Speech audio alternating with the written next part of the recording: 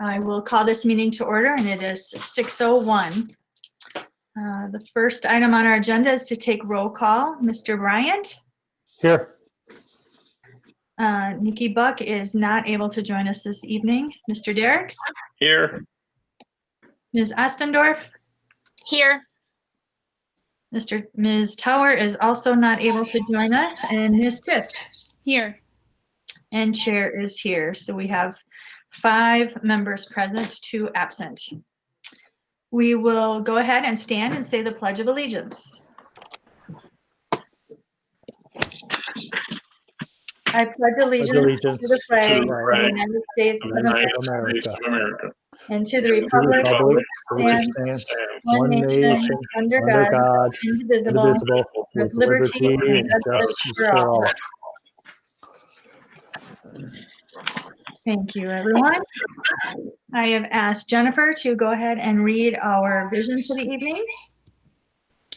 The mission of the Red Wing Public Schools is to educate and inspire all students as they realize their full potential and become respectful, responsible, and productive citizens. Thank you so much. The agenda is posted on our website. Are there any changes to the agenda for this evening? Madam Chair, Yes. may we include the approval or discussion of the committee assignments under 4 point, what is it, 4 point, too many nut pages, under, or is it not 4 point, under, whenever we start talking about the committee assignments under school board reports, 2.4.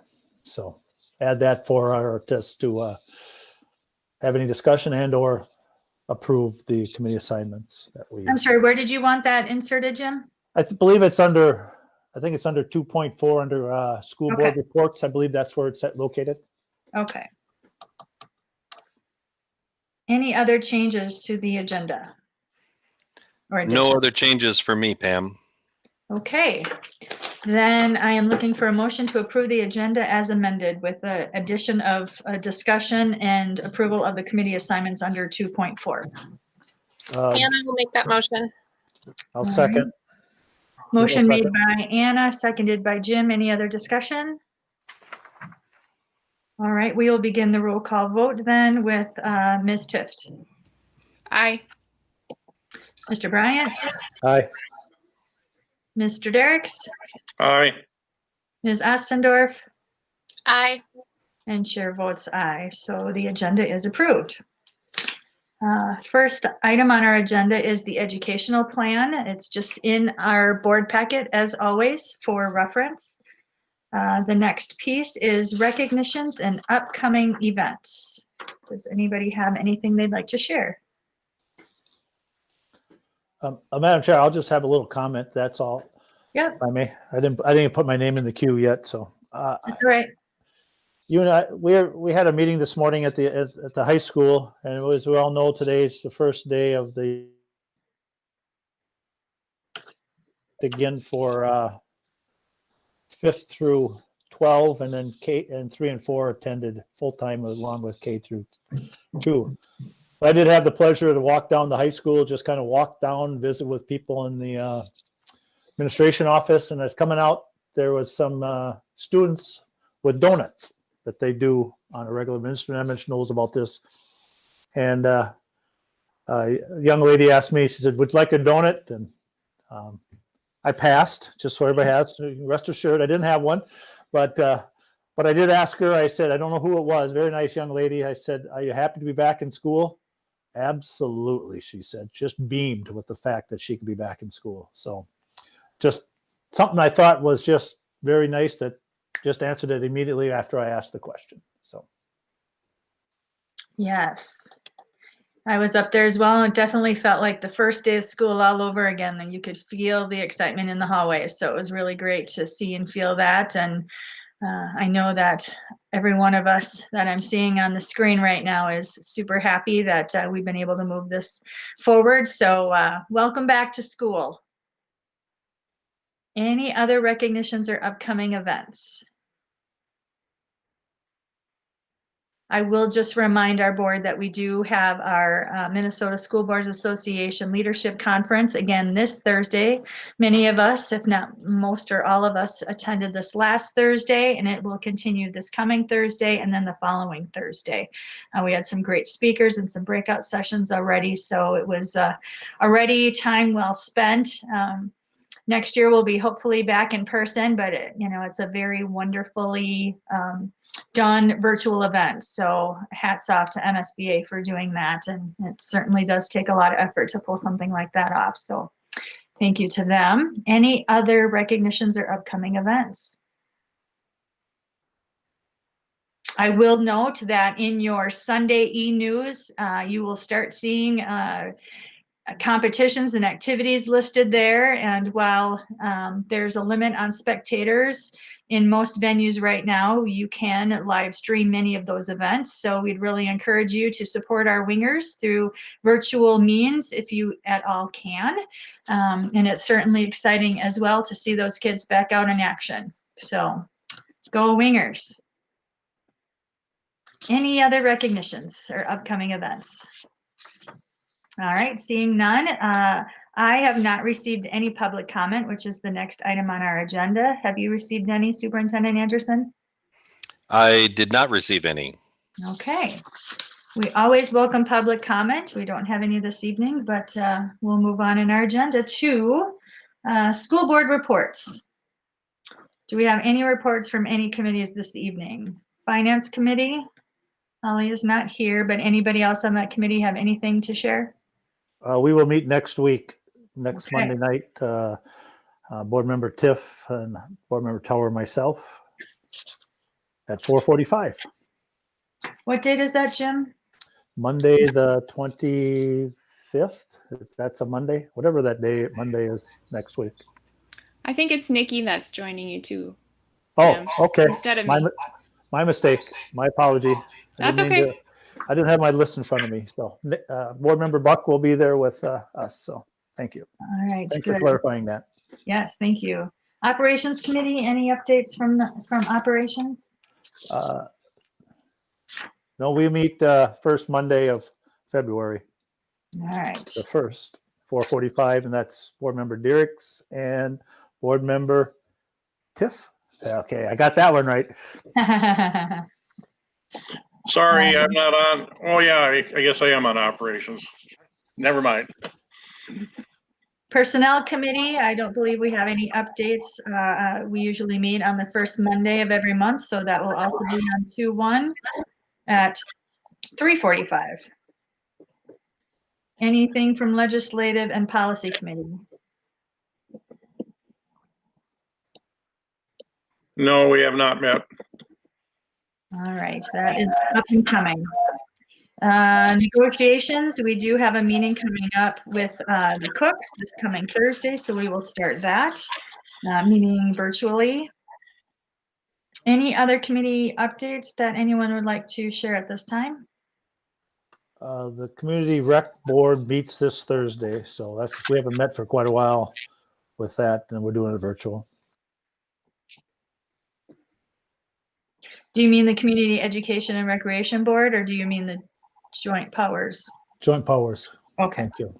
With the city of Red Wing. Yeah, okay. Board member Tower and I are on that. So Okay, great. On Thursday. All right.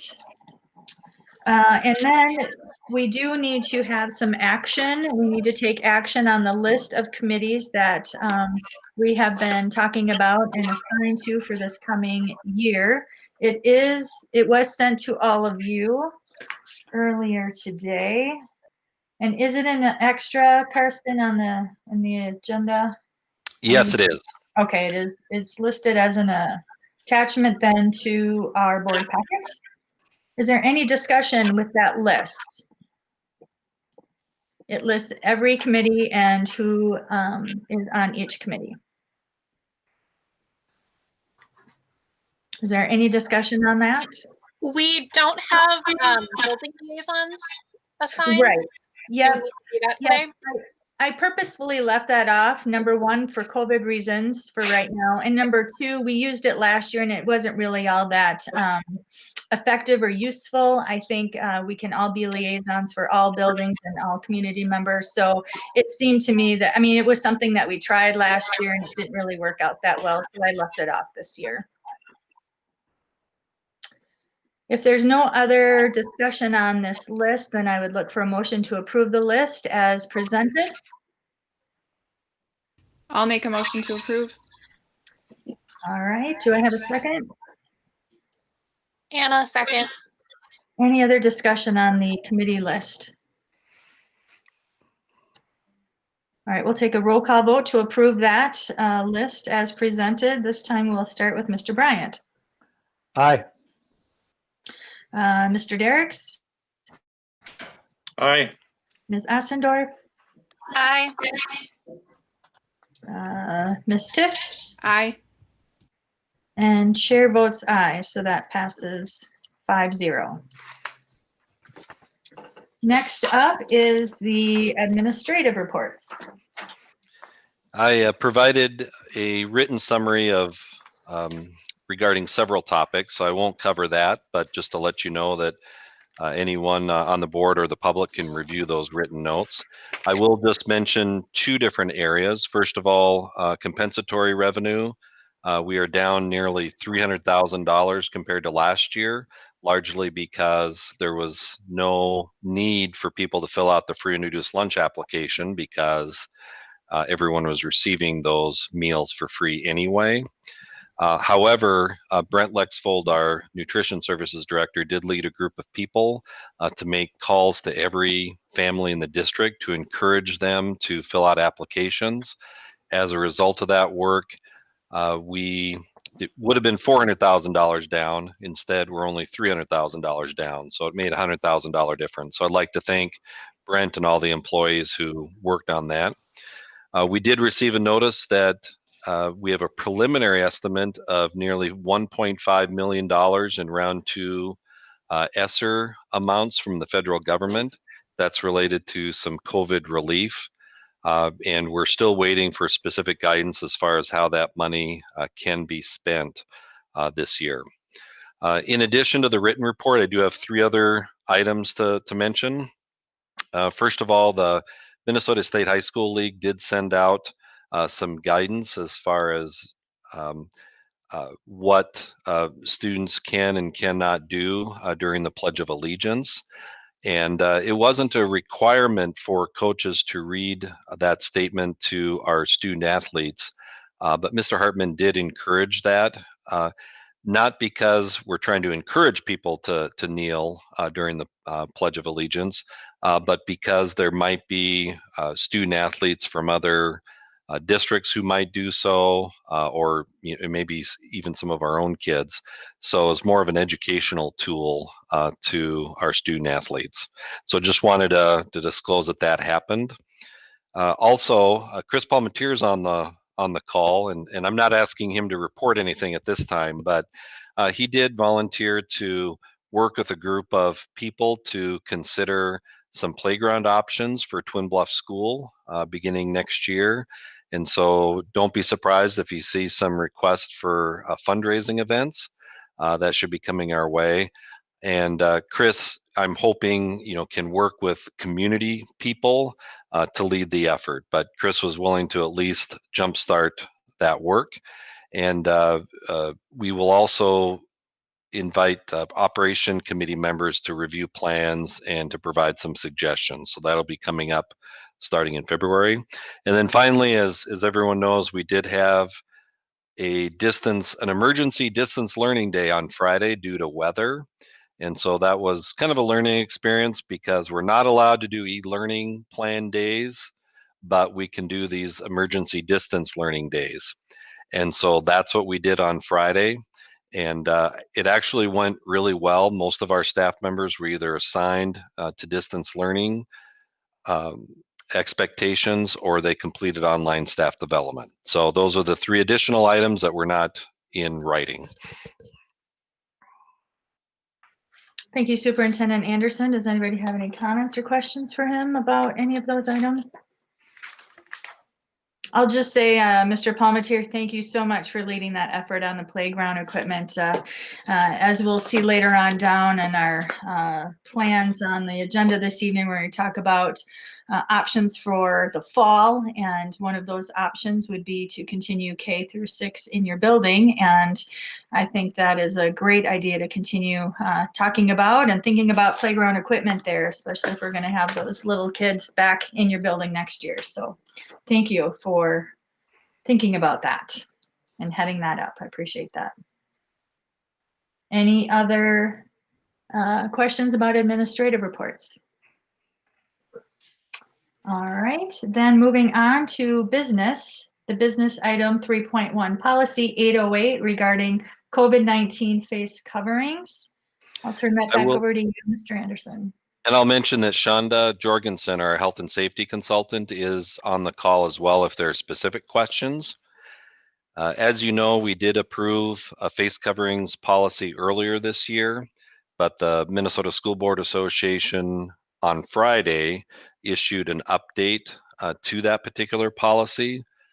Those changes are reflected in the proposed policy in board book.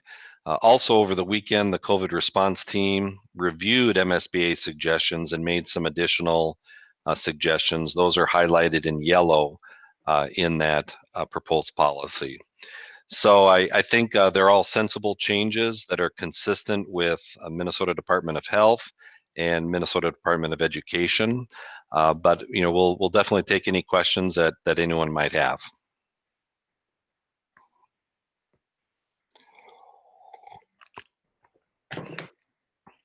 Well, while you're pondering, typically we go through a first reading and second reading before approving a policy. We really felt it was important to provide an updated policy as soon as possible so we can get it to parents and staff members sooner rather than later. So that's why we did not go through the first two readings. As a result of a quote unquote emergency approval of a policy, we would need to go through the full process within 1 year. Hopefully we won't have to deal with that in a year, but that's typically how it works with our policy approvals. Anna has a comment or question. I'd like to go ahead and make a motion to accept the revised policy. All right, motion made by Anna. Do I have a second? Tift, second. Thank you. Any other discussion on policy 808 with the revision of the face covering policy? Any other discussion? Any other discussion? All right, seeing none, we'll take a roll call vote. The motion is to approve the revised policy 808. We'll start with you, Mr. Derricks. Aye. Ms. Ostendorf? Aye. Ms. Tift? Aye. Mr. Bryant? Aye. And chair votes aye. That passes 5-0. Thank you. All right, return to school. That is the next business item up for conversation. I included this as an agenda topic as a placeholder just in case we had to take action on something. I don't have any specific recommendations, but I wanted to share at least the latest COVID data, including the county COVID rates. Just as an FYI, yesterday was a holiday for our county employees, and so I just got the latest information this morning and posted it as kind of as a late addition this morning. So you can see on the COVID data sheet for January 19th, you can see everything listed in the very last column. That's for the period ending January 23rd. And some of the data is not there because some of the reporting is actually for information from 2 weeks earlier, and so that's why not every data point is included. For example, the actual county COVID rates, which are now 69.67, are listed under the period ending January 1st, and that's the latest data that we have. And really, that's all I have for the return to school, except I can say that the principals, just as described by Jim earlier in the meeting, were thrilled to have kids back in the classroom. So, and I know how much work all of our employees have done to get ready for this day, but there are a lot of smiles, a lot of positive comments about what happened. Arlen. Yeah, can you maybe just update for us here a little bit more? Tomorrow will be a COVID testing day for staff and people that want to participate every other week. I know I got information where the locations are, but I have been unable to see how you make an appointment as far as the board is eligible to take this testing also. So, and then maybe you can update that people, how many vaccines we got, I think, if you're aware of all that. Sure. I can answer the second question, and then perhaps Shonda can give more information about the actual testing because she had done a video. But I'll answer the vaccination question first.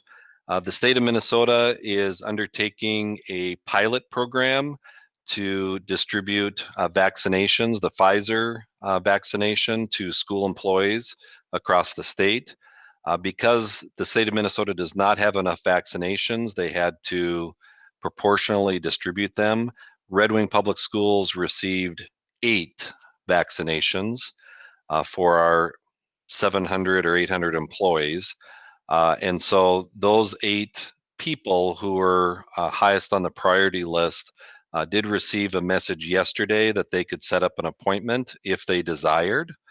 And, you know, for anyone who says no to that particular offer, then we'll go to our priority 2 list to see who else can take the vaccine. So everything was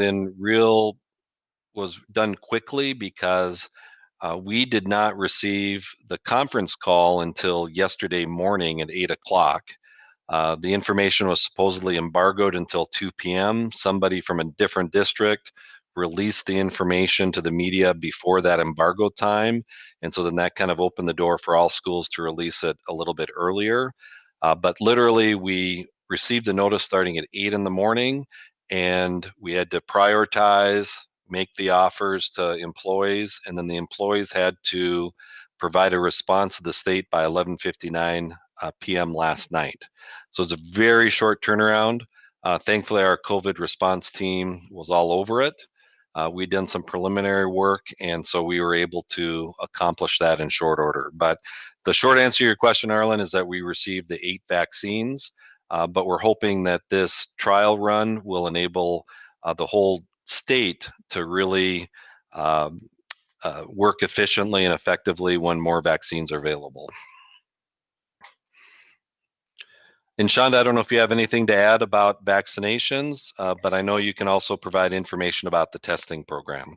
Nope, that was, it was 8 a.m. and it was later, and Carson's like, just wait till 2, you've got work to do. And then it was released early, and so we got on it right away. And we, we identified who we thought were the top priority. And as far as I know, we were able to fill all 8 spots. So that's nice. We're not missing out on an opportunity for someone. It went really well, actually. It was, it moves quick. Things change every day. And so we've got a great team, and we've got, it's really easy to work with them. Is there any questions on it? Do you, process or anything you have on how that's working? And we don't know when the next time it'll be offered. We don't know if this is going to be a weekly thing, or is this going to be just, we'll wake up on a Monday morning and they'll say, okay, you got this many more slots. Who's your next priority? And so we identified our top priority, and what we're doing now is we're identifying obviously next top and just kind of working our way down the list. And hopefully it gets to the point where they'll just say, okay, we have enough for everybody, we're coming to your school. And that's what we originally planned on. And so we won't have to do this whole, we're picking individual people. It's not easy.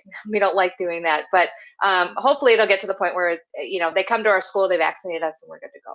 So. Okay. Shonda, did those folks already receive the vaccination? No, they start, they had to sign up by midnight or 11:59 last night. and then they will receive an email or a text, and then they have to respond to that within 24 hours to set up an appointment.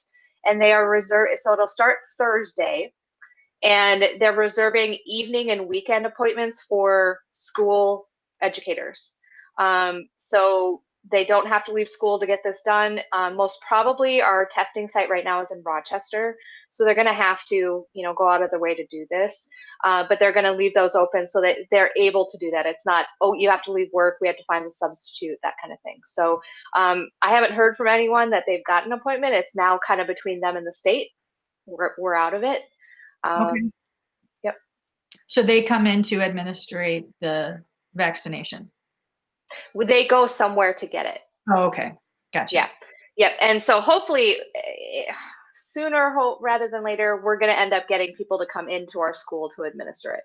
It's just now they've got the vaccines. Let's get some of these educators vaccinated. So you come to our site, we'll take care of it. And at the time they do their first vaccination, they'll set up the appointment for the second vaccination. So it's already set up. They don't have to worry about, okay, has it been 3 weeks? Where am I at? So. Great. This is Yeah. great news and a step in the right direction. This is. It is. It would be nice if we had a few more to give out, but unfortunately, it's based on population and how many we have, and we'll get there. Got to start somewhere. So this is encouraging anyway. Yeah. Yep. Thank you. Yep. Other questions for Shonda? And then were you going to go into the COVID testing a little bit, Shonda? Yep. So what Joni and I did is when this was offered to us, we had a meeting with each building, and we kind of left it up to the buildings on who's going to run it. We told them how it has to be run, how to staff it, that kind of thing. But we left it up to the buildings to say, how is it going to work with your schedule? Your staff, when they come in, when the parents are watching the kids, so the teacher can have their prep time, that kind of thing. So figure out what times work best for you. And so each, the building COVID coordinator and then the school nurse all set up kind of their own schedules. And Arlen did ask for it earlier this week, and I do have it. I can send it out to everyone. Ideally, you get it done at the school you're at. So everyone got an email from their COVID team, their building COVID team, and they've signed up, and however the building handles it. But as far as the school board, I would suggest just whichever school you want to get tested at, call the school nurse or the building COVID coordinator, which is usually the assistant principal or the student services coordinator, and just say, I want to get tested. When can I come in? And they've got blocks open where they're testing, 6 people every 20 minutes. They're testing 10 people every 20 minutes, however they set it up. But that's not limited. You're not limited to those times. The nurse has these tests in her office. So if you can stop by at 3:30 in the afternoon, that's the only time, you can just go to the nurse and take the test then. So obviously on that day, we test every Wednesday. We're sending out the tests at the end of the day. So there's going to be a cap on time. You can't come in at 8 o'clock. But work it out with that school, whichever school you prefer. If you live closer to Burnside, go to Burnside. If you live, whichever one works best for you. So. Arlen.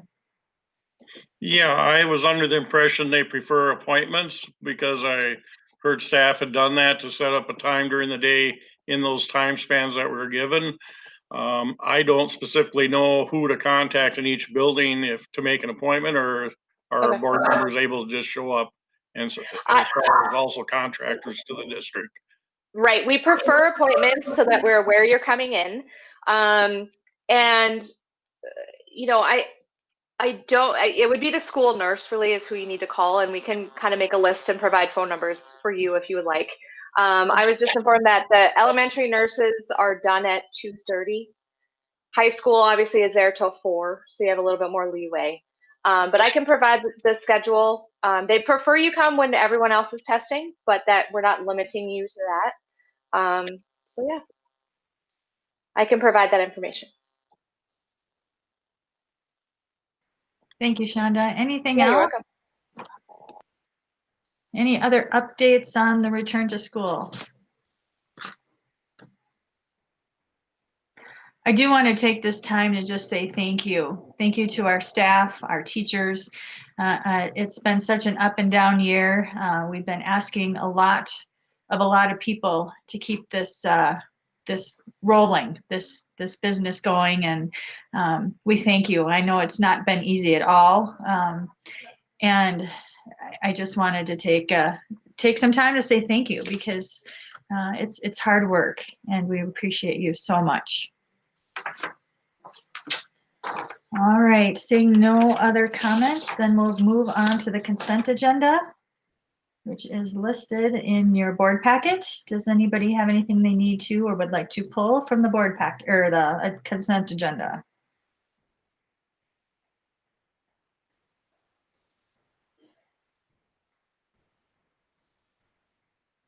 Seeing none, then I will look for a motion to approve the consent agenda as presented.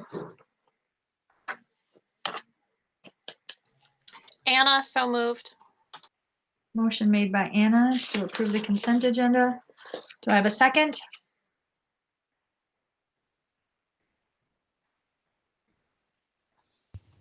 Jim will second. Thank you, Jim. Any other discussion on the consent agenda? There are 3 retirements listed in our consent agenda to Mickey Gardner and Kathy Welsh and Patty Hupert. And thank you to those 3 individuals. If I could, I would take them off the consent agenda and not approve those. They're very valuable folks in our district. So I just wanted to give a special recognition to those 3 individuals and say thank you to them for their service in our school district. Any other discussion on the consent agenda? All right, we'll take a roll call vote to approve the consent agenda, starting with Ms. Ostendorf. Aye. Ms. Tift? Aye. Mr. Bryant? Aye. Mr. Derricks? Aye. And chair votes aye. That passes 5-0.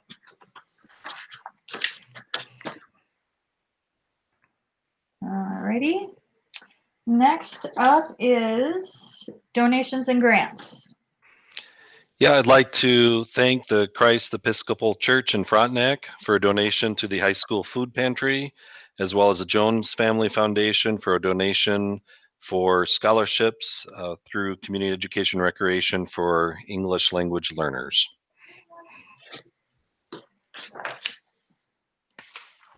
Always warms my heart to see this part of our agenda. We have such a great community of givers, so thank you so much to both of those groups. Looking for a resolution to approve the donations and grants. Jim makes a motion to approve the donations and grants. Do I have a submitted second? this evening. Anna, I'll second. Anna beat you, Jennifer. All right, motion to approve the attached resolution accepting donations and grants made by Jim, seconded by Anna. Any other discussion? Seeing none, then we'll start the roll call vote with Jennifer Tift. Aye. Mr. Bryant. Aye. Mr. Derricks. Aye. Ms. Ostendorf. Aye. And chair votes aye. That passes 5-0. All right, grade configuration for 21-22. Superintendent Anderson, Chris Palmatier, and George Nemenich. I will turn that over to you 3. Great, thank you. I'll get started, and then Chris and then George will answer questions and present some information. As you know, on December 21st, the administrative team made a recommendation to the board as far as grade configurations for next year. The recommendation from our team is that we would keep 3 or 4 K-6 elementary schools and then keep 7th grade in the high school for a 7 through 12 setting. And there are a couple of reasons why the recommendation is being made. First of all, we're preparing plans, assuming that we will be fully in person next year. That's our expectation, that's our hope. However, there are a lot of dynamics going on with COVID in terms of the vaccination effectiveness, in terms of new strains, in terms of all sorts of other things. And so we'd like to have some flexibility going into the summer and into the fall, just in case we have to follow social distancing guidelines. The K6 and the 7 through 12 grade configurations enable us to do either. You know, we could do the in-person learning full-fledged, or we could do hybrid learning, because that's what we're doing this year. If we tried to go back to our previous model, or had 5th and 6th grade in Twin Bluff or something like that, we would run into some transportation issues and some hybrid learning issues. So that's one reason. You know, we also believe that we need a longer, more in-depth discussion as far as future grade configurations beginning in the 22-23 school year. We don't want to rush a discussion that we want to take hold on. And so we thought, you know, let's keep it the same for a second year, have a significant discussion starting this summer and throughout for most of next year, so that we can, you know, make some long-term decisions. So again, you know, we want to minimize the number of transitions that our students, parents, and staff members would need to make as we, you know, go into the future. In terms of timing for the decision, the administrative team strongly recommends that we make a decision sooner rather than later, because grade configuration decision will lead the way to making all sorts of other decisions. For example, George needs to do his high school schedule as soon as possible. Staff members want to know where they're going to be working next year, what grade levels, what building, that kind of thing. And of course, we have budget reductions that are coming our way, fairly significant budget reductions. Changing the grade configurations isn't causing the need for those budget reductions. We're going to have to do them regardless. And in order to take our time reviewing possibilities, we want to make the grade configuration sooner so that some of those decisions can take place as well. I did run a preliminary analysis of transportation services. If we kept our own, or kept the current arrangement, but lowered the walking zones for grades K through 6 to 1 mile instead of the current 2 miles. And it looks like we could save at least one bus, even with the lower walking zones, if we're fully in person. So that's good news. I did send a request to the transportation routers to see, well, what would it look like if we had 5th and 6th grade, for example, at Twin Bluff? And that takes a few weeks to analyze, and so I'll be getting that information too. But it will not be more efficient than, you know, keeping the K6 and 7 through 12 grade configurations. I've already talked about kind of our hope for long-range planning with facilities and some other things. But there are some issues. There are negatives and barriers to the K6 and 7 through 12 grade configurations. And so I do have Chris and George here to talk about some of those barriers and our preliminary thinking as far as how we'll address them. So if I could hand it over to Chris, he can talk about the elementary schools. Good evening, board members. First of all, it's not lost on me the importance of your decision. I mean, it affects students, it affects staff members, and it affects the community too. So please know that, you know, a lot of thought did go into this, trying to figure out what would be the best scenario going into 21-22. And I want you to know that at least from my lens here, I have been focused on 21-22. That's about as far out as I can see right now. And I feel like if we can get that, make that an effective model for our students and our staff, I think we're in a good situation. So again, I want you to know that the proposal that we're talking about is for 21-22.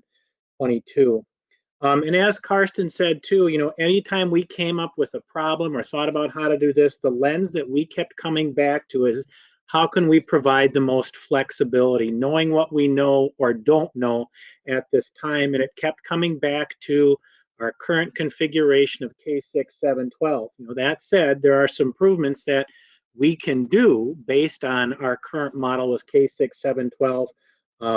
But we really felt like this is the one scenario that we can hang our hat on. And again, the hope is that we're all in. That's the hope here. And this is the one scenario, as I said, that provides all of that flexibility. You know, just a reminder, you know, part of this presentation that we have set up had to do with after we broached this topic with our teachers in December. A lot of this information that I provided to you in that PowerPoint is taken from that. And we tried to put things into buckets, so to speak, because there are certain questions that we just could not answer. And there are certain questions that we can answer. And as I said, I detailed that in the presentation that I had to you. And I would say this too, perhaps, I don't know if this would help make your decision too. This has been a difficult school year. This has been, 30 plus for me. And I can't remember a more unusual, strange year. However, I have seen some absolutely just amazing teaching. Sometimes I think our teachers look more like conductors as they're dealing with the different classes that they have in front of them. So I've really appreciated that. I've appreciated working with new kids, and I've also appreciated getting to know their staff. And I know that my colleagues, other principals, feel the same as well too. As you look at the presentation, and if there's questions that I can answer specific to any one of those buckets, but as I said, we try to divide them in what are the things the board needs to make a decision about, what we can answer as administration, and what the state needs to weigh in on regarding 21, 22. So with that, I am open to answering any questions that you may have about the K-6 model and about the presentation that I submitted.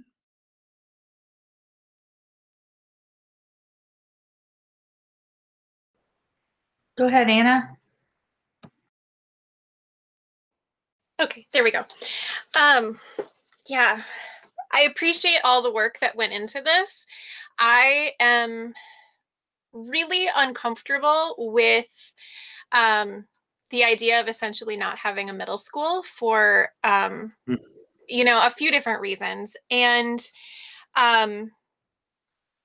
I guess I'm just wondering, like in the presentation, one of the questions that the staff has and that I have is what's the plan for specials? And to not have an answer for that, I really don't feel comfortable approving this, because I think, this year, of course, a lot of sacrifices have had to be made, and, nobody has had the ideal situation. But I think those specials have had an extra burden put upon them, especially like our arts programming and, the Phi-Ed, where, those things that are sometimes the highlight of a kid's day at school has been very different this year.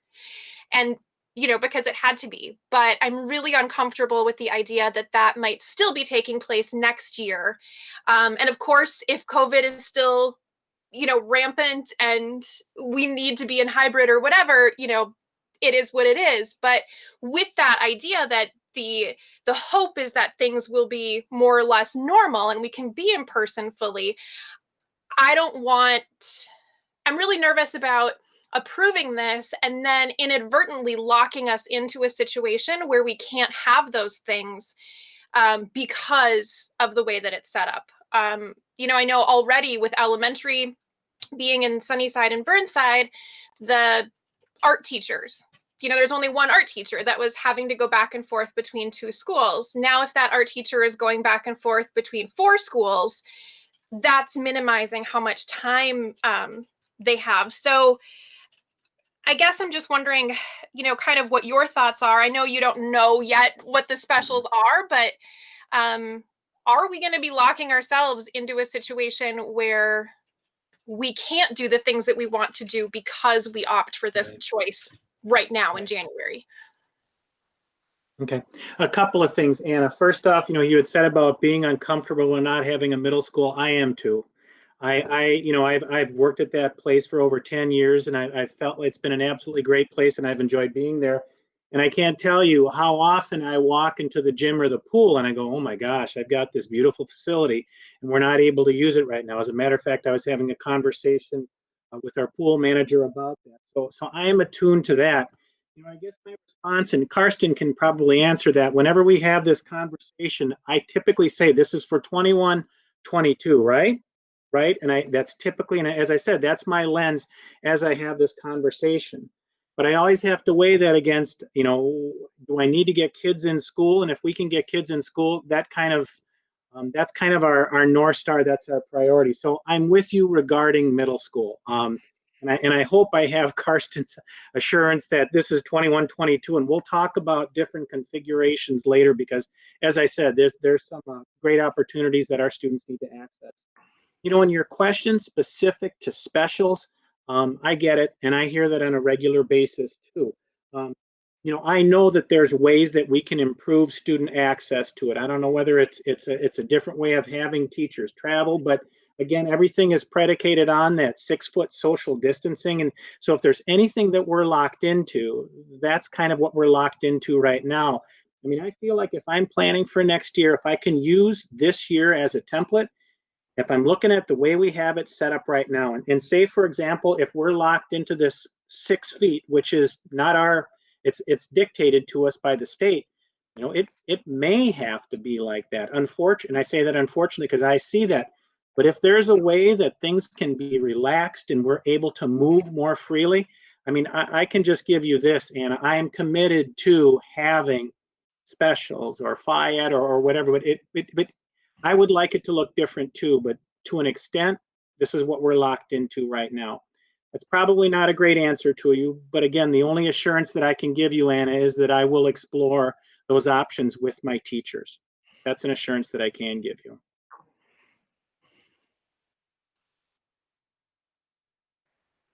Jim is next in the queue. Thank you, Madam Chair. Anna asked some nice questions there. Appreciate that, addressing those. I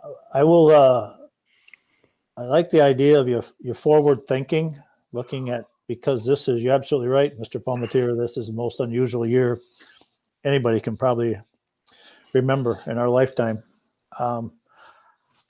I like the idea that you're looking at this as a way to go. And I'm coming from a slightly different angle. I think our enrollment is decreasing. So it gives us an opportunity to look at how we do things, if we can do them differently, better, safer, however. The other thing I'm also looking at the other side is what Superintendent Anderson's talked about was budget restraints. And I look at your the recommendation of the 5 schools. I'd be hard pressed at this time due to the budget constraints that we're going to be facing down the road, keeping a 5th school open. And that being, I'll be honest, Jefferson, how we do that to keep a school open and then cut something else that maybe it's a part of a special or maybe it's something program. So we need to have those discussions as we're going forward, talking about this. And I don't think we're going to decide this tonight. I mean, this is probably a February decision going forward. So I just share that. I appreciate you taking time to look at this. And then Mr. Nemenich, I'll say that I know we haven't heard you, but appreciate your time into diving into us and looking at it as we go forward, because I think our goal as a district is sometime soon could be one day, it could be 6 months, to get kids back in school full time. So, and I appreciate you taking time to ask, listen, try to answer the tough questions. And I commend you for saying, I don't have the answers. And that takes a lot to say that when you take the time to go back and find it out and get it back to those people that ask. So thank you. And Jim, I as I said, that's why as we fielded questions as an admin team, there were simply questions that we just can't answer. And that's why there's some questions that board members need to answer. And then once you make the decisions, we'll take your guidance and we will try to create the best program that we can given all the constraints. So thank you.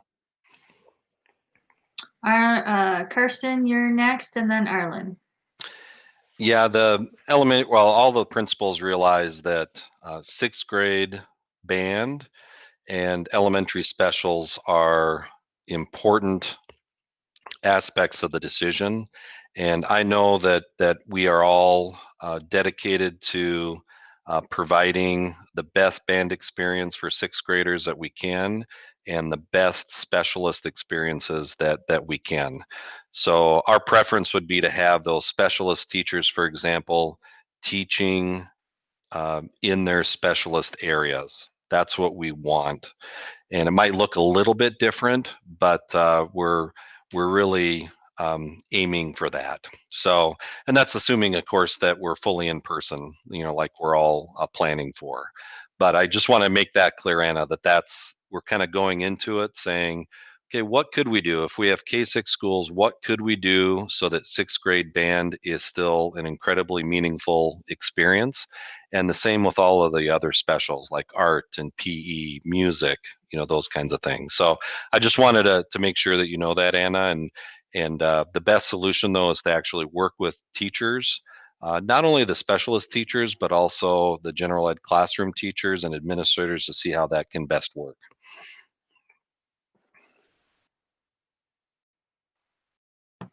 Because I would assume that if we're back, all kids in school all day, every day in the fall, we could have our regular programming. It would just feel or look a little bit different.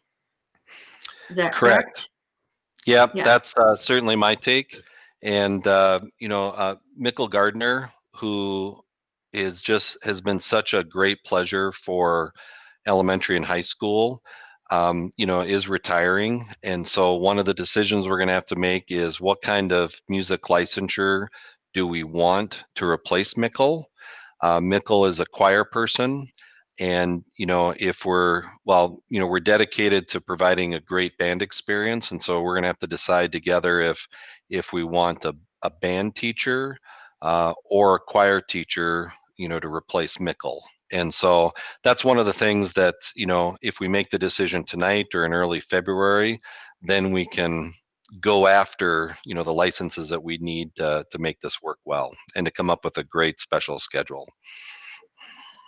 Well, and I know it's hard to think beyond next year, but I'm thinking that if we can ever get back to our status quo, like this is just another temporary stopgap measure to get to business as usual, is what our goal and our hope is.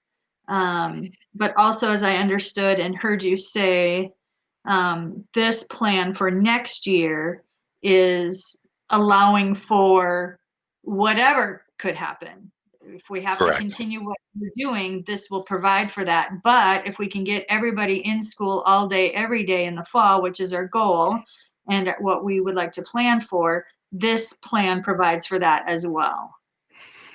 And Correct. I know you've probably ad nauseum sat with your admin team and looked at so many scenarios. Is that correct? This isn't just the first and only scenario you've looked at. You've looked at I many. have 5 different scenarios that I wrote on my marker board because there are possibilities for future consideration.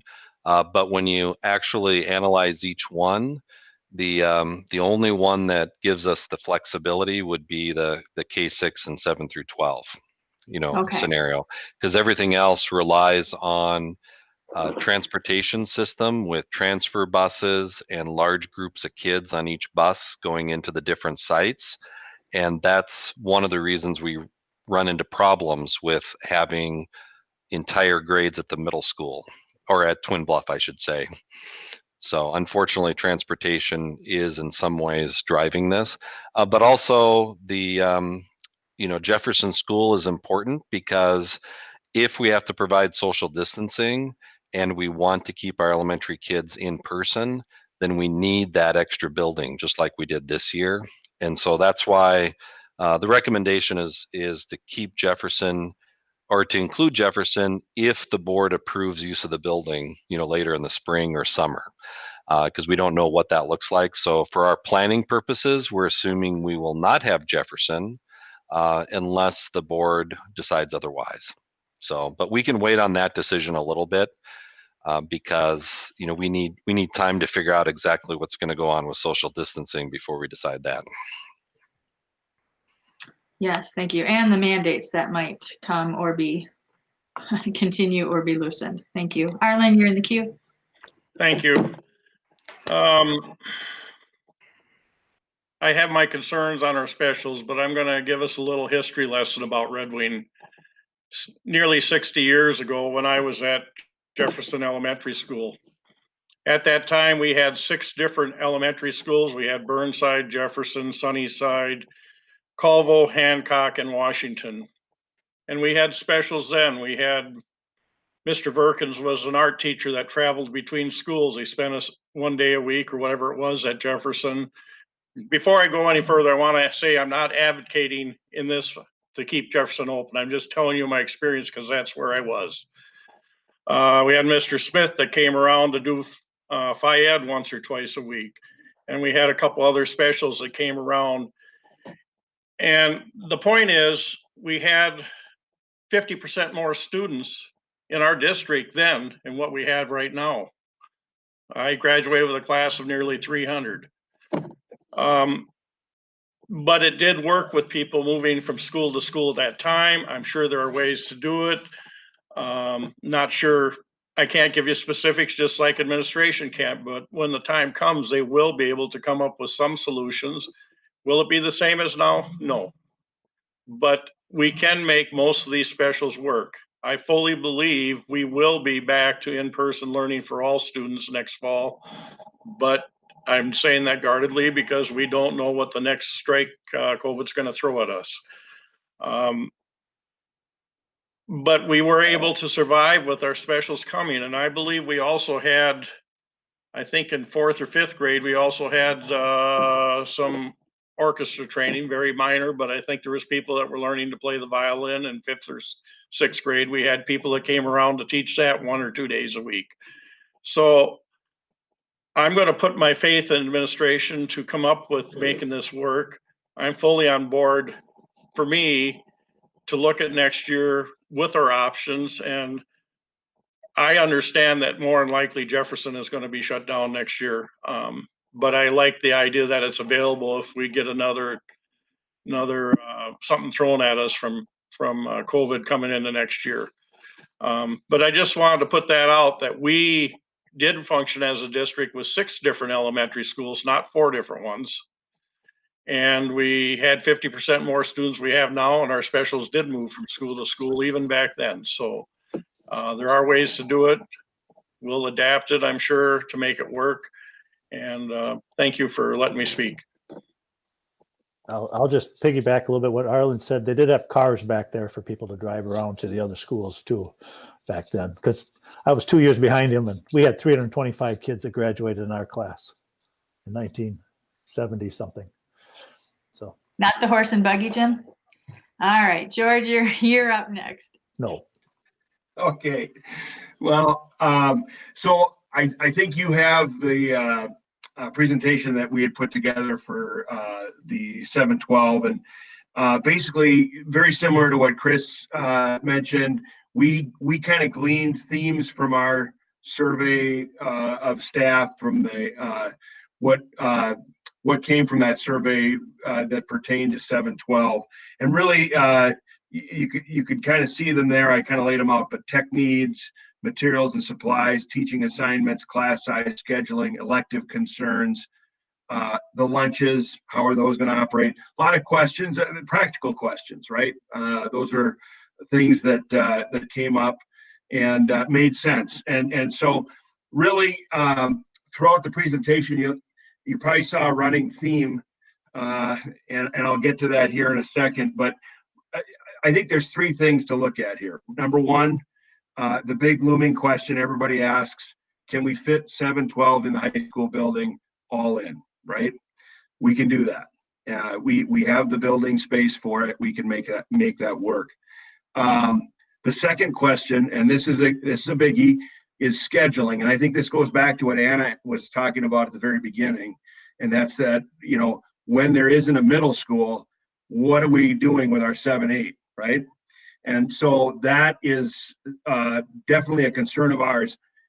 And I don't know, those of you, I know some of the board members who were here last year, right around this time, actually, we were talking about scheduling and things like that. And that's one of the things that we talked about with our 8th grade, was to create some type of a middle school feel for our 8th graders, because we knew that was important. So we've done a lot of legwork on planning for middle school grade levels in our building already. So I'm very hopeful. We had a nice meeting the first week back in January with our 7-8 grade level teachers, just talking about some of the things we'd like to see in a schedule that we had planned for originally with before COVID-19 hit, and we had to start scrambling to make plans for the pandemic. But there are some things we can do.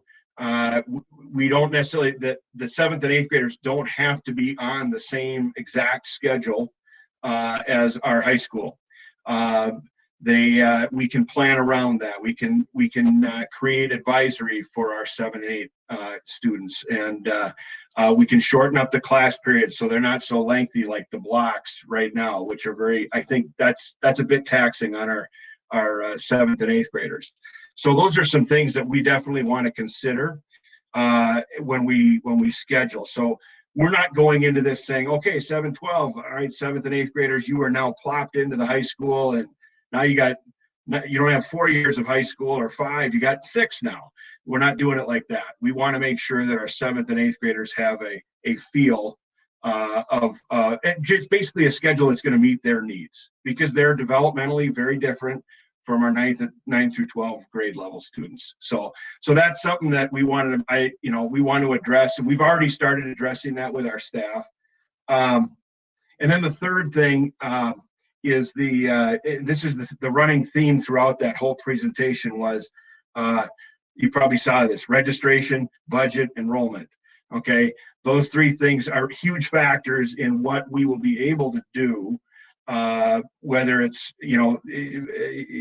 as far as staffing, teaching assignments, things like that, that's going to make a difference for us. So I guess, and I know at the very end, you probably saw on the last page, it said, the sooner we can make this decision, the better, so that we know how to, when we go into registration and that registration process, which is actually coming up next month, we want to be able to get some pretty good, a pretty good feel for, the kind of numbers we're going to be looking at, and as far as assignments and what we're going to have for enrollment. Because I know there's going to be some, we talked about this at the last meeting a week ago, but there may be some students who want to do online still, and we want to provide that opportunity for them. So we're going to have to kind of look at that too. So those are all factors that we want to work on, but I think we can't really work on those until we really make a decision about configuration. So that's kind of that. I guess that's why I'm speaking to maybe the immediacy of or the urgency of making this decision would be important. But I totally get having to think about it, because that's a whole different ballgame too. So, but anyway, that's kind of our presentation, kind of a summary. So I'll take questions if you have them. Jim, you're in the queue.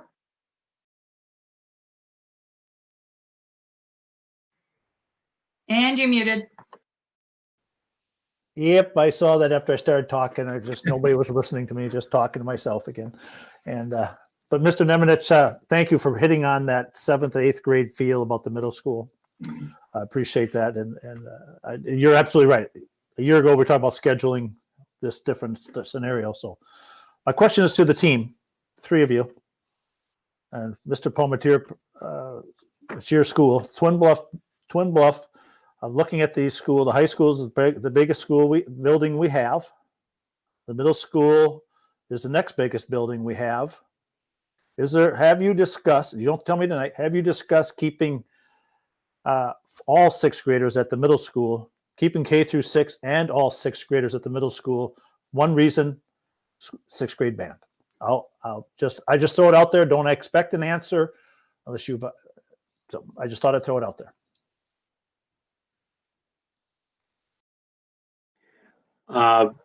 I understand why you're asking that, but I guess Karsten, would we say that's kind of balled up in a transportation issue as well?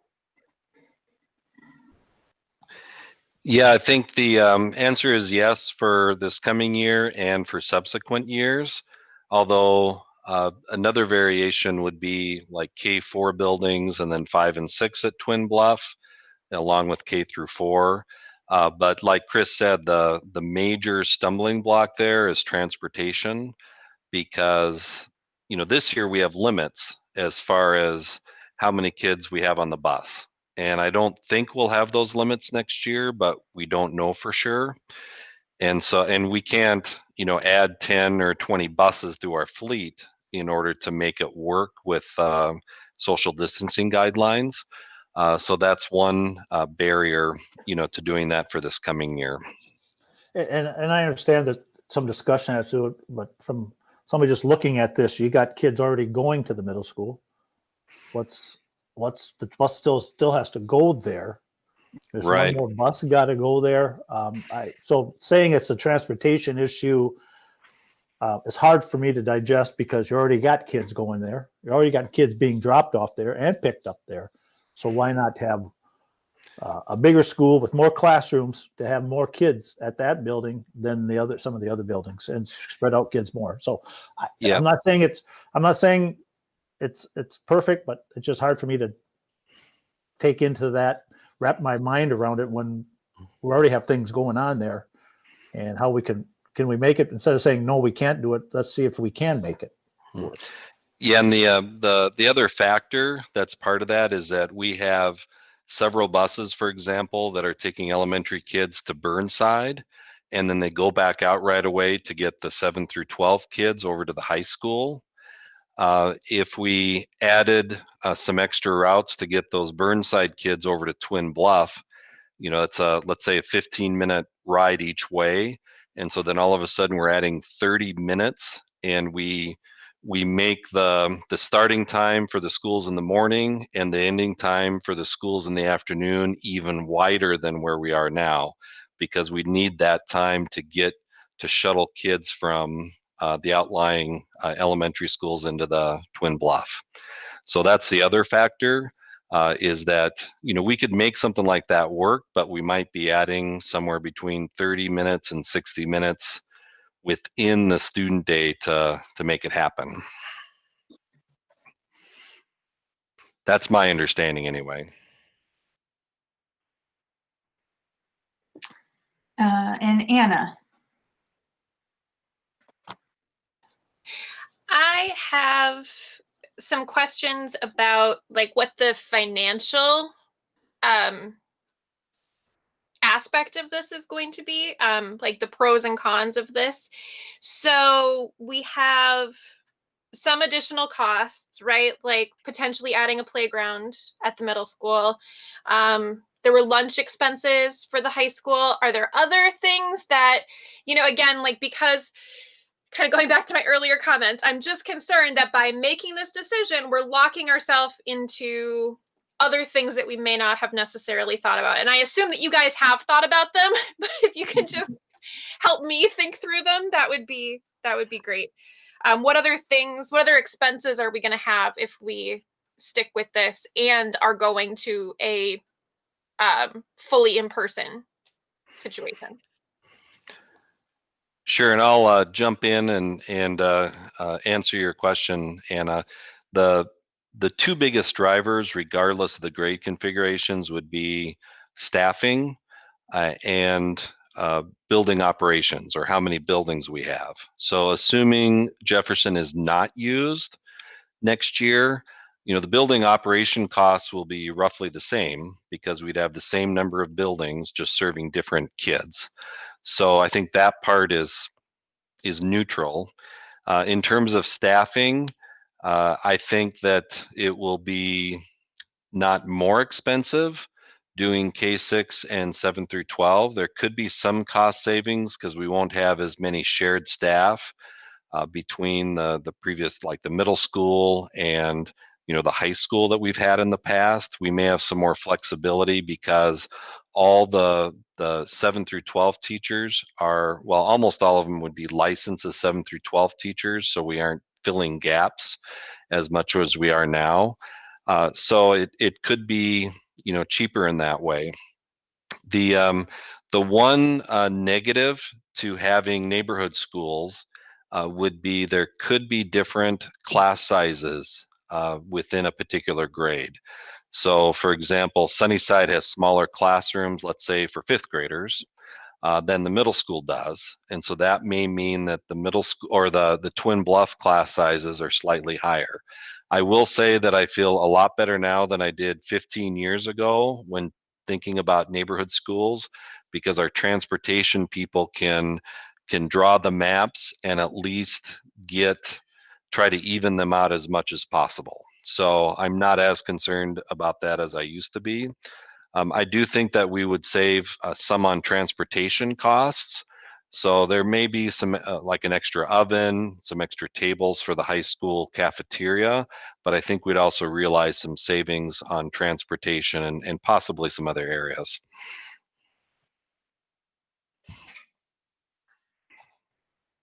It's definitely a piece to consider. Other questions for Chris, Karsten, or George? I do understand the urgency to make some plans moving forward. I do know that you've worked hard to vet all sorts of ideas. I know that I've seen your bulletin board. I know that this isn't the only option that you've considered.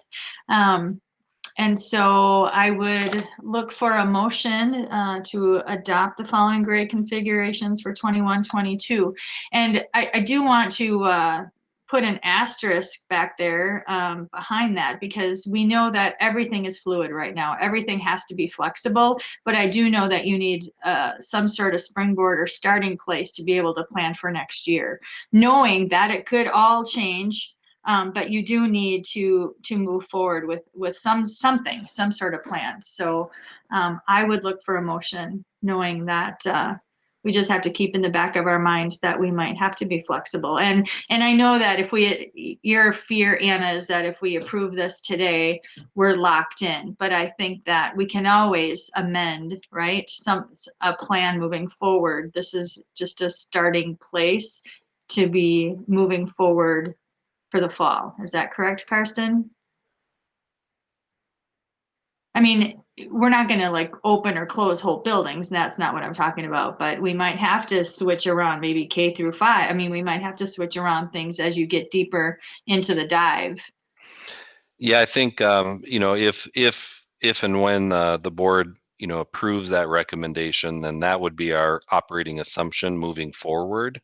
But we're always open to adjustments.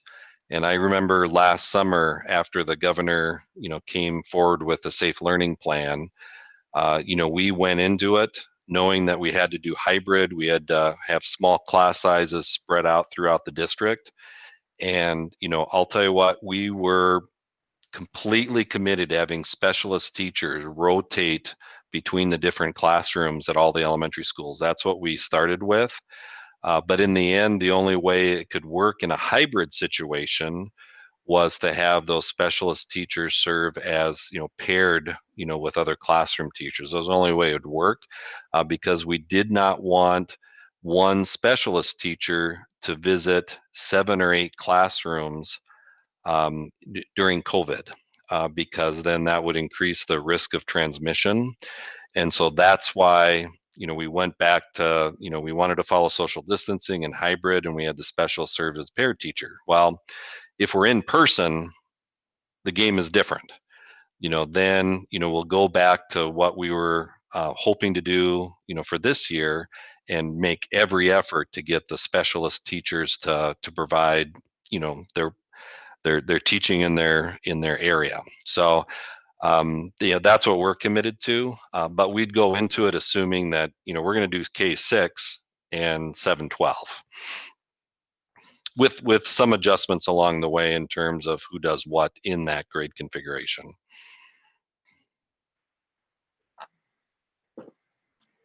Is anyone comfortable making a motion at this time?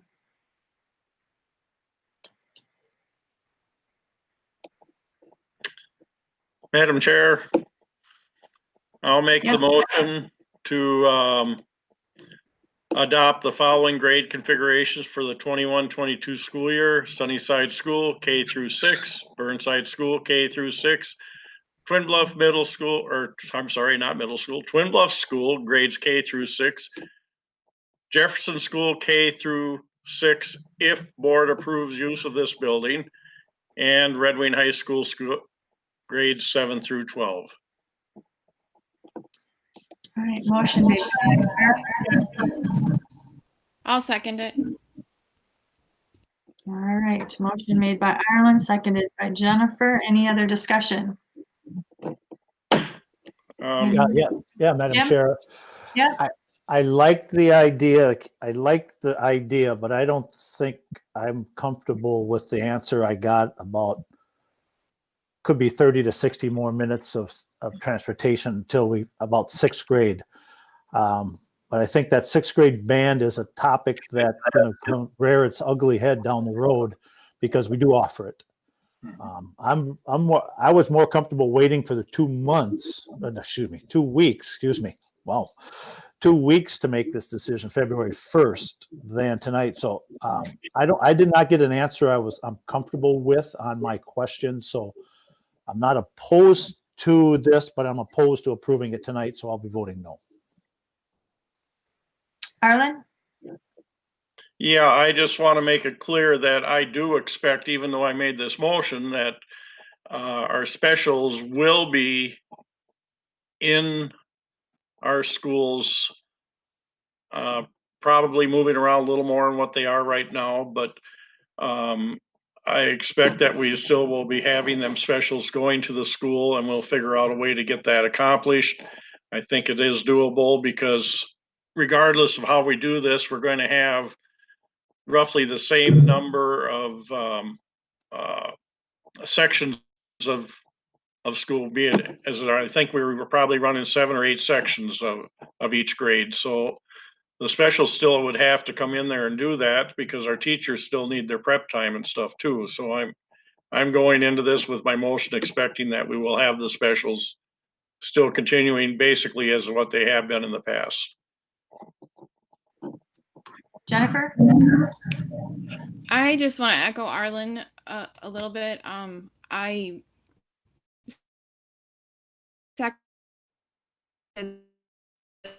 trust that our administrators have thought of, they need us to pass this in order to actually put a plan into place as to what is going to happen with the specialists and 6th grade band. And I trust that they know that that's important for our kids and our families. And they have mentioned that in their presentations, that it's something that has been considered.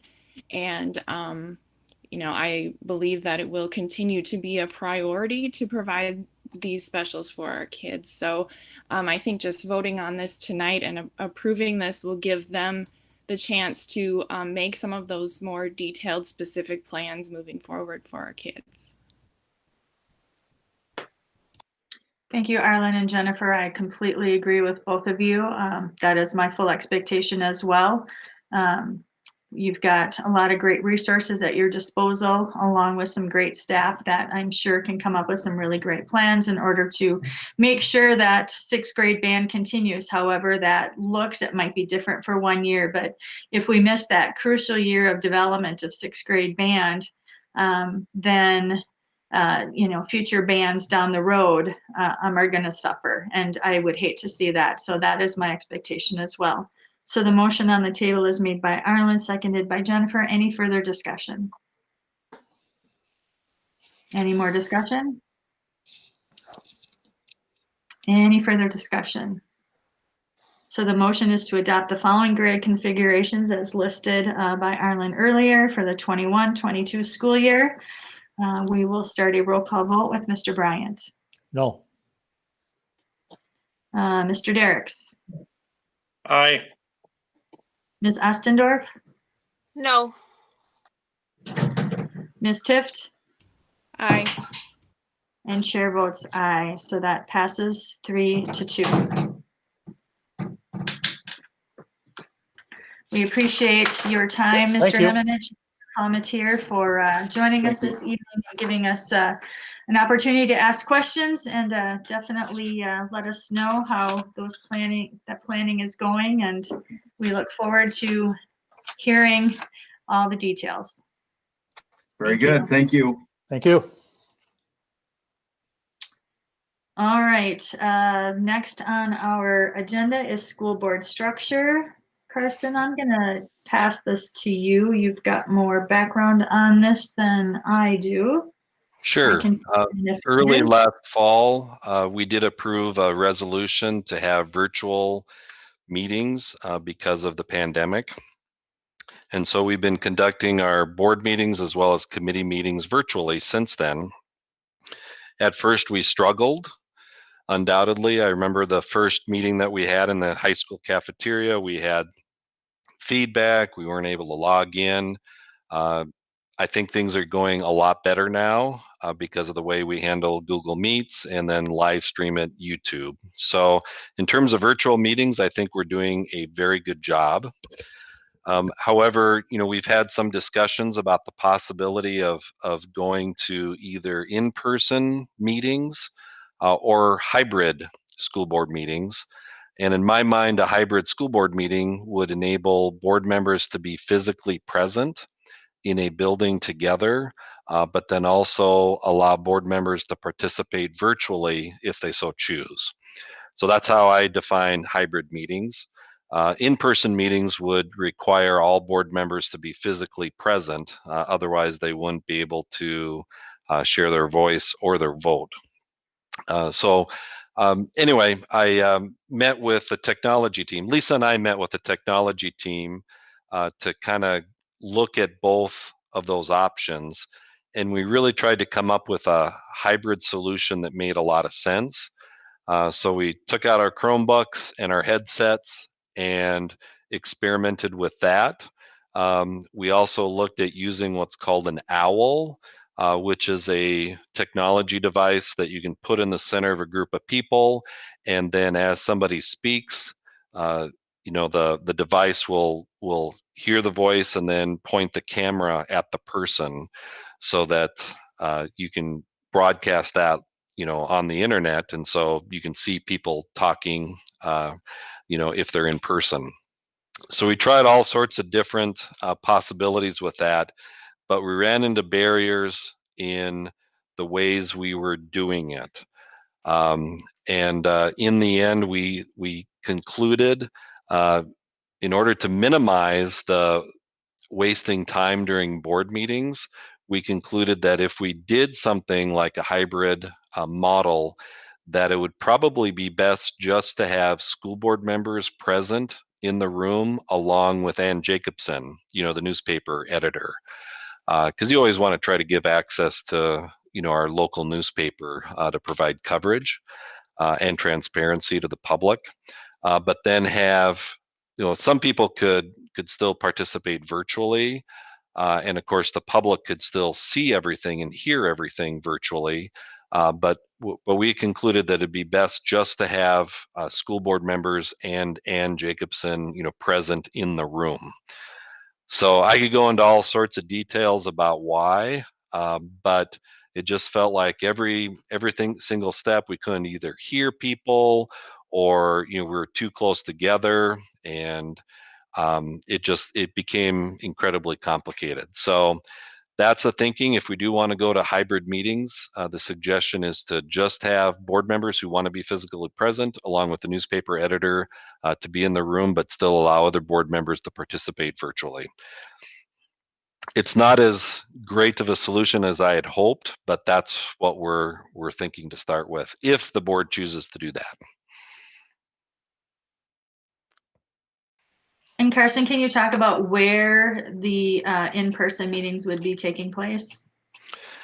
Yeah, the COVID response team initially suggested that we conduct them at the middle school cafeteria because it's a large space that's not used by others on a regular basis. We could do it in some locations at the high school, but we have plays involved. We have other groups using the cafeteria and those kinds of things.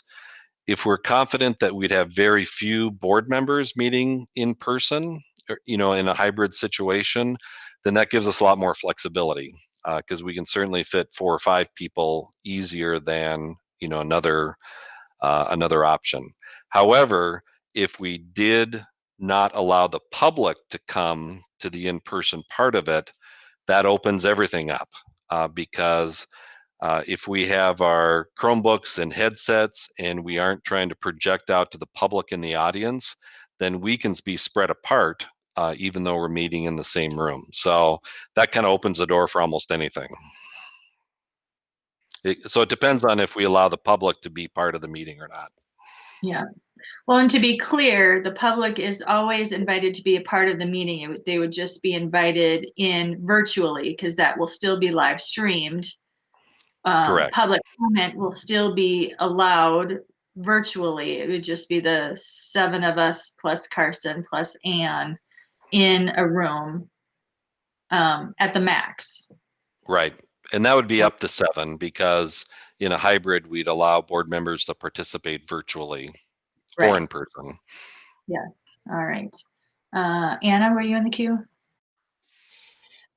Would there be an option, since it's being live streamed anyway, if people wanted to come in person, that to be able to broadcast it somehow in that space? You know, I'm just thinking, like, if somebody wanted to come for public comment, you know, if there's a way to kind of set them up in that space. Do you know what I mean? Like, if we were in the middle school cafeteria, can they be in the middle school entryway with a Chromebook or something like that? I mean, would there be maybe some solutions like that that we could look at?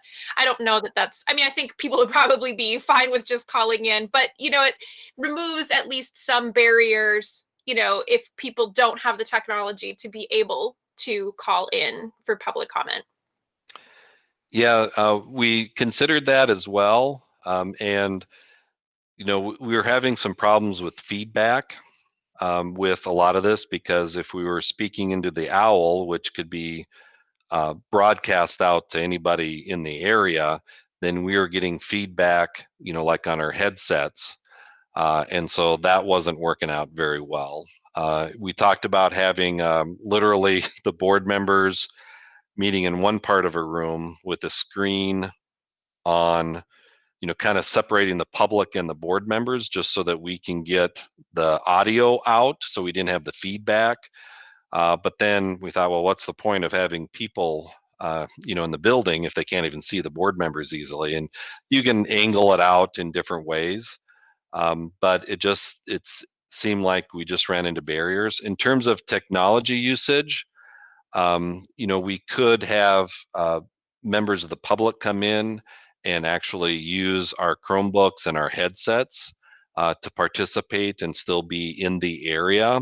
The problem though is that, you know, then we have to clean the computer, we have to clean the headset, we have to worry about, you know, if people are using the bathrooms and where they're sitting, you know, those kinds of things.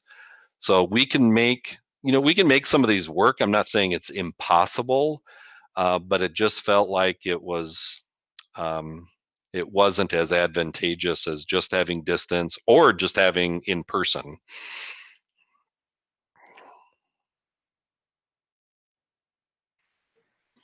I very much appreciate in our board packet, Lisa Stigurda has compiled meeting structures in other districts.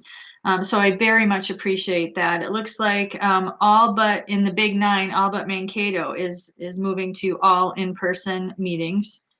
In Goodhue County, everyone's pretty much virtual, or Lake City and Zumbrota, Mazeppa is doing hybrid. So I think Now, that. Go ahead. I think Jim mentioned that in a different conversation that perhaps Goodhue is going to in-person, you know, meetings in the near future. So some of this, you know, is changing as, you know, times Right. go on. But that's the answer that Lisa got when, you know, she contacted those schools. You know, so at that time they were virtual. Yeah, Superintendent Anderson's correct. When at the time they asked, it's up to that. It was current that time, but speaking with a school board member in Goodhue, they're looking at going to in-person starting next Monday. So now that could change too from the last time I talked to that board member a week ago. But it's very interesting on the Big 9 how many are going back into in-person, and Mankato is the only one other than us staying virtual. So interesting information. Is there a consensus on where we should be going from this board in terms of meeting hybrid, virtual, or starting in person sometime in the near future? How are people feeling right now? Chair, I was in the queue. I'm sorry, Arlen, I see you now. Thanks. And then Anna.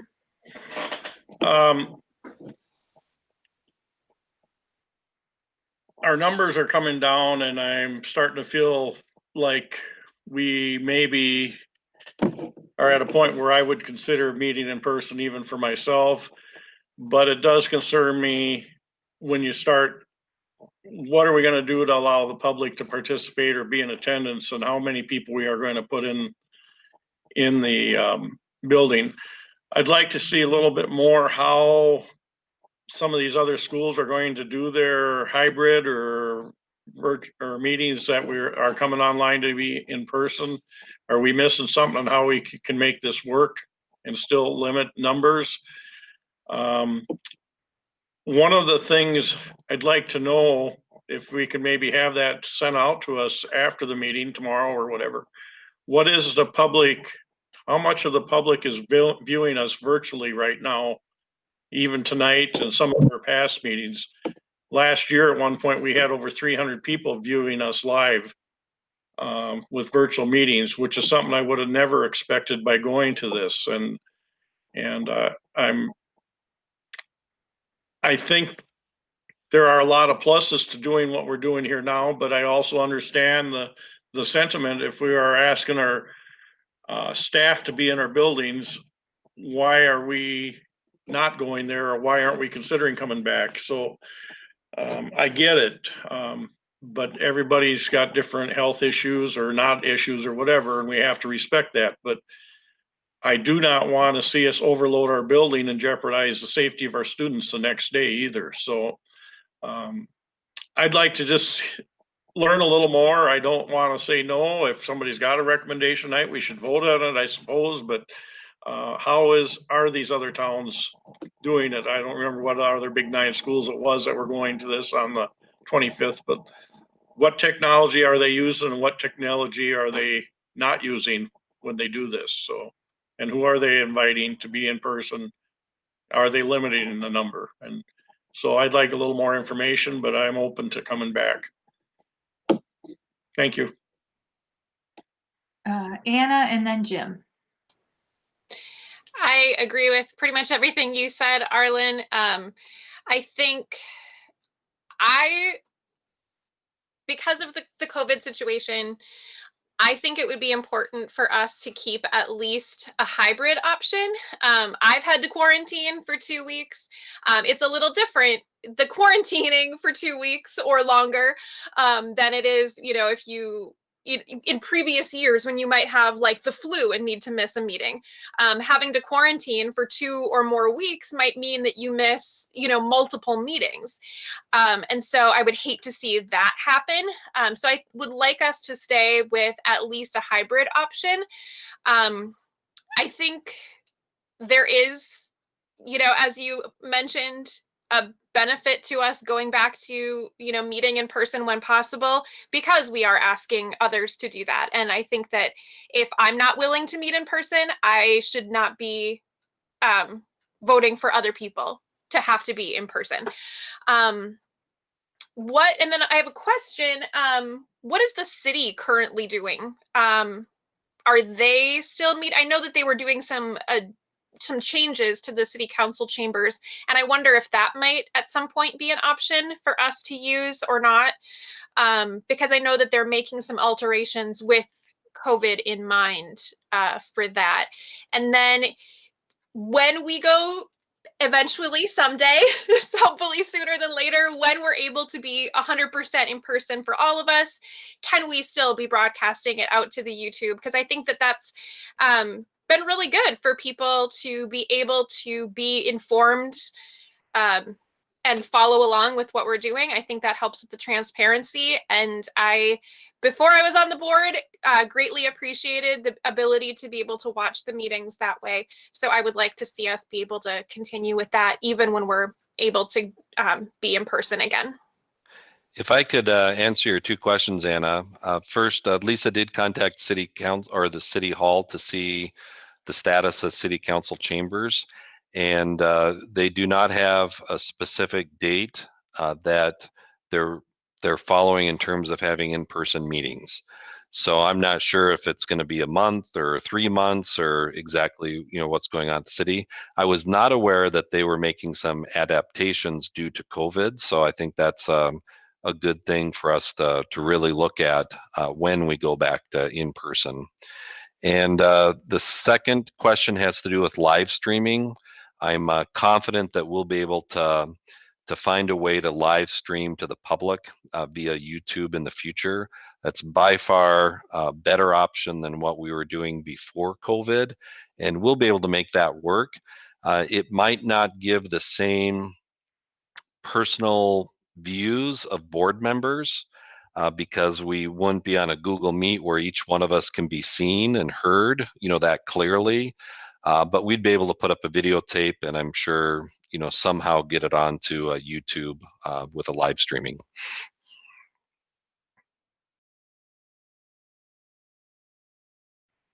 Jim and then Arlen. Thank you, Madam Chair. A lot of good discussion here by everybody so far. I like the idea of the continuing the streaming of our meetings if and when we get back in person. From what we had before, we taped it, then people had to go watch it, and I don't think that was very as productive as we've seen here with technology and how we've done it. I think people want to be informed. That's the best way to give them it at the time that it's going on and that. So as to meeting, I'm open to what this board wants to do. I think we should be looking at some point down the road, getting back in person, whether hybrid, whether in-person hybrid. But some good questions, well, how are they doing a few of those things other than meeting starting on the 25th and all that. But I agree with the comment made that if we're asking staff and students to go back in the school building, we need to take steps to get back in there down the road here. So. Thank you, Jim. Arlen? Thank you. Just one other quick thing here. Not only our regular board meetings, but we need to address how we're going to conduct our committee meetings. And not to overwhelm anything, if we're going to jump into live board meetings in person, do we immediately make that change on committee structure, or do we leave our committee meetings virtual for the time being so we don't jump into everything all at once and overwhelm our ideas and trying to make things work? So just throwing that out, that if we're going to make a decision on this, we also have to decide how we're going to address our committee meetings. And I'm personally believe we should continue virtual committee meetings for the near future regardless. Thank you. And I'm glad you brought that up, Arlen, because after we passed the resolution to have board meetings meet virtually, I made the assumption that that also included all committee meetings of the board. And so since that time, we've been meeting virtually for board meetings and all committee meetings, including negotiation sessions with our employees. That's awkward, but I thought that was following kind of the intentions of the board when we passed that resolution. So I know some of the negotiation groups would really like to meet in person. However, regardless, it's going to be awkward, because meeting via Google Meets is different, but also trying to have socially distanced meetings with 7 to 8 people, or it's also awkward. So I'm assuming, unless the board decides otherwise, I'm assuming that right now we have all board meetings and committee meetings meeting virtually. But I'll follow the lead of the board, obviously. Jennifer? I just had a quick question. If we are meeting in person, even though we're socially distanced, we would still be masked, correct? Definitely, that would be a requirement. I think that adds another layer to the meeting. I'm not against going in person. I think it's something we need to look at. I agree with everything that everyone has said, but I think being masked just adds another layer to it. Absolutely, we need to be masked. I'm not at all saying we shouldn't be. I'm just saying that it's nice to be like we are now, so that we can see each other's faces and the public can see our faces. It's just another component to the whole thing. You are absolutely right. That nonverbal communication is so key, and we're missing a lot of that in our society right now. How about we do this? Jim and Karsten and I will meet again next Tuesday. In the meantime, Karsten, why don't you continue working with Lisa on finding the right space and the right technology. When we meet again next week, you can give us an update on that. We'll give the board an update at our next board meeting in 2 weeks. And with a possible move, I'm just putting out there, possible move to in-person the second meeting in February. But we'll continue working on that. Would that be an okay plan with everyone? Head nods. Is that all right? And I'll add that I'll have Lisa survey the other districts again to get more specific information about technology and whether or not the public can attend, as per Arlen's suggestion. Or how they can attend and participate. Yeah. Correct. Yeah. Because some of that information is provided in our board packet already. She had gotten some of that, like in Northfield, they're limiting the number of members of public who can attend. So there's a lot of logistics, but hopefully we'll start moving in the right direction. But you're right, Jennifer, that mask piece is something I hadn't really considered. So, I mean, I knew we'd have a mask, but I wasn't thinking about how different that communication will be in a room with not being able to see each other fully. So, all right. We'll continue working on that, and we'll bring an update at the next meeting and keep this on our agenda. And then with that, upcoming meetings and future topics. Many meetings were already mentioned. Finance on the 25th at 4:45. Operations and personnel are also meeting on February 1st, 3:45 and 4:45 respectfully. Joint Powers is meeting Thursday. And then our next regular school board meeting will be on Monday, Yep. Is that right? Monday, February 1st? Yep. Yes, at 6 p.m. Currently that's listed as virtual, which I believe we will keep. And if we do any changes, it would be that second meeting in February. Any other upcoming meetings or future topics we'd like to address? I think we have calendar committee. We have Calendar committee, yep, that's coming up this week. That's Yep. Wednesday. Arlen, did I miss you in the queue? No, you found me in time. Thank you. For a future meeting discussion, sooner rather than later, last week we were presented with information about Edgenuity and our online learning. And I think we owe it to our families to make a decision sooner rather than later, whether we're going to force them into Edgenuity in the future. So I would like to see that as a topic in a future meeting. I personally believe that it is wrong for us to push Edgenuity on the online people that chose not to use Edgenuity, and I think we made a commitment to them for a year, and I believe we owe it to them to do that. But if we are going to implement something different in the third or fourth quarter, I think that decision should be made relatively soon. So I'm just asking that be come up in a future board meeting. And I'm not going to say next one, but I hope it's soon. Thank you. Yeah, that's no problem. And really, there are going to be 3 decisions that we'll need to make this spring and summer. But the first one, as Arlen said, is what do we do for fourth quarter this year? And then later, we need to decide, well, what are we going to do if we have full in-person learning for next year? And then also, what are we going to do if we have a socially distanced learning for next year? Because we may have different ways of addressing each one. So, but first and foremost, I'll talk to George and see the timing of when we can make that decision. If it's at the next meeting, it'll be, I would hope, expect sometime in February. And Jennifer. I just wanted to thank Arlen for bringing that up. I completely agree that that needs to be discussed soon. I was just wondering if there's been discussion on asking our distance parents, surveying them on their thoughts on Edgenuity or how distance learning is going, and if that could be done soon before we make a final decision on it. Jennifer, I'll talk to George. I'm not sure the status of collecting feedback, but I'll find out from George. I think that's a key component that needs to be addressed and information received. So thank you for bringing that up, Jennifer. Any other upcoming meetings or future topics? All right, seeing none, I will look for a motion to adjourn. I will make a motion to adjourn. Second. Second.